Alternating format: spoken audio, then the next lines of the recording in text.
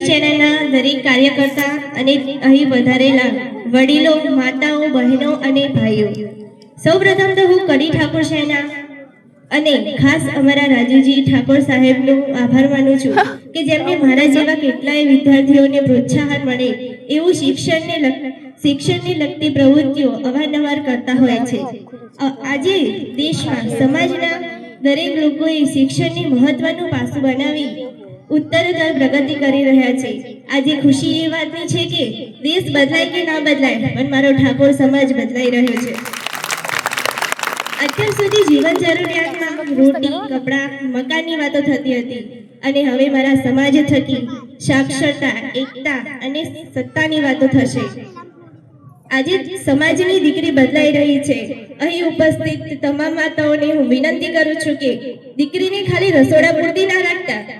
કહેવાય છે કે દીકરી એક પંખી હોય છે પણ તે ઉડી શકતી નથી, માટે એ પંખી માટે તમે પાંજરું બનીને ના રહેતા, કેમ કે આજે સમાજ બદલાઈ રહ્યો છે।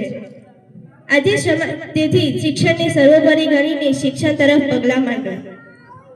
આજે સમાજમાં શિક્ષણ, વ્યસન મુક્તિ, અંધશ્રદ્ધા, કુરિવાજો વગેરેને મુદ્દાઓને પ્રાથમિકતા આપી અન્ય સમાજની હરોળમાં ઊભા રહેવા મારો ઠાકોર સમાજ તૈયાર થતો દેખાઈ રહ્યો છે।